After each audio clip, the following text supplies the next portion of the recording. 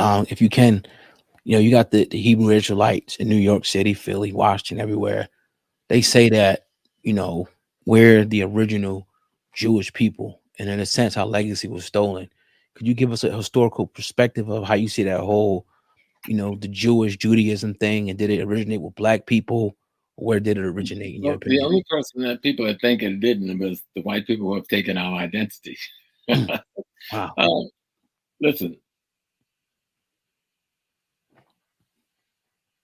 everybody with any smarts who study history, let's say that there's nothing historically, there's no historical evidence other than the Torah or the Bible that talks about that. There's no history.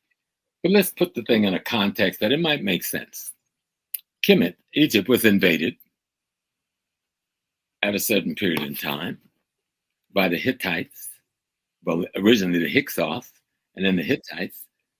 And our people came up from the south, down in Sudan, them black, blue people. They had retreated because the Egyptians were all black, blue. I don't know how they can go and look at these jet black mummies and pretend it's them. It's like an insanity beyond anything I could imagine. I don't understand because I've been there. Look at all these people with the big lips. They got this one little white statue of Nefertiti in Europe that the man who faked it wrote on his deathbed that he faked it, and the letters is in all of the world archives to see. And all of the rest of the pictures of Nefertiti, she's got lips better than mine, more beautiful than mine, and they pretend it's not there. That notwithstanding, the people we call in the Hebrews and the people we call in Egypt, these are all black people. If the Hebrew came into Egypt, let's take their story. So they came into Egypt at a particular time, and they were there for nearly 400 years. You telling me all them big black men in Egypt didn't say shalom, shalom to one of those beautiful sisters who was Israelites? I don't know what's wrong with people. What's wrong with their head? Of course, the Israelites were black, and they still are. But it's not all about people that were Israelites. That was a small group of black people who got into a conflict in North Africa where some sort of civil war ensued, and they went northeast into Canaan. When the blacks from the south came to push the Hyksos oppressors out, these other black people who might have felt that because they had lived there for a couple of hundred years with the Hyksos, they would be treated like the enemy. They decided to leave for whatever the reason was. I'm not going to get into the Bible, historical, this and that. But the bottom line is history will only show the Hebrew Israelite as black African people. It will not show any other people there. The people we call the Ashkenazis and the Sephardics, the Ashkenazis, the German, the Polish, the Jews, these Khazarian people from northeastern Europe who now there. They didn't even, in their own history, it tells how the king of the Khazars converted to Judaism. His whole people, he converted them to the Hebrew tradition because he was looking for a unifying force. And he didn't want to go with Islam because Islam was at war. He didn't want to go with the Christianity thing. They were at law. The Khazars of Eastern Europe were primary mercenaries for both the Christian and the Jews. So he picked, and the Muslims. So the Khazarian kings picked a tradition that they thought would be more sedentary. And that's how the Eastern European became heavily Jewish. Now, some of them became that because of the blacks that the Roman captured and took into the land, and that the Greeks captured and took into the land. But the majority of them have no black blood at all. A few of them do.